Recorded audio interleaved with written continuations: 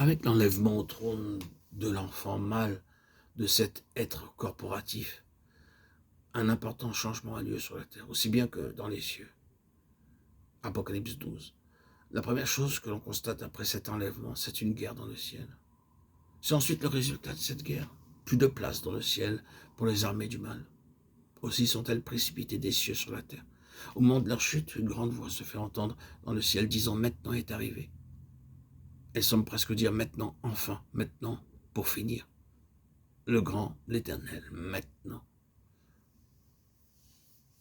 Cette hiérarchie qui a enveloppé la terre, ce prince de la puissance de l'air, ses dominations, ses autorités, ces princes de ce monde de ténèbres, ces esprits méchants dans les lieux célestes.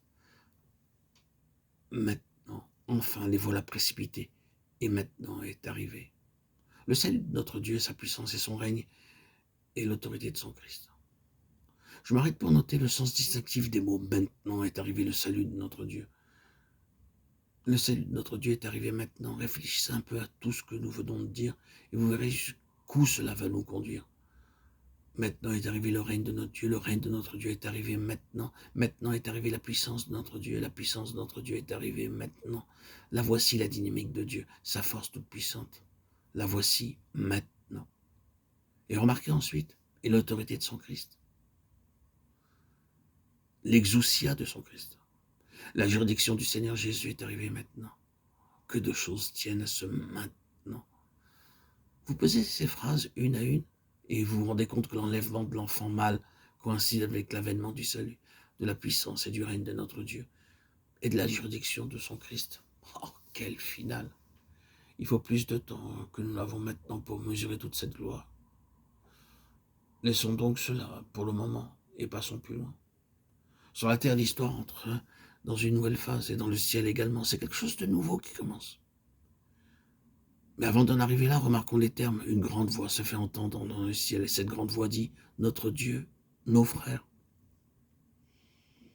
Et il y a là dans le ciel des rachetés qui regardent, ils appellent ce groupe de vainqueurs « nos frères ». Et les gardes de Dieu, ils disent « Notre Dieu ». Ils étaient là avant les autres, et ils ont suivi avec intérêt cette bataille dernière dans laquelle les vainqueurs étaient engagés. Dans tous les temps, il y a eu des vainqueurs, ils ont vaincu et s'intéressent à cette victoire jusqu'à sa consommation. Aussi disent-ils, notre Dieu, nos frères, qui accusait nos frères. Et remarquez plus loin, Satan est descendu. Littéralement, allez en bas, vers vous.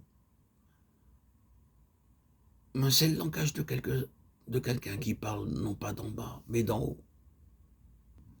C'est donc une nouvelle phase de l'histoire du monde qui commence et qui amène au chapitre 13 et 14 du livre de l'Apocalypse.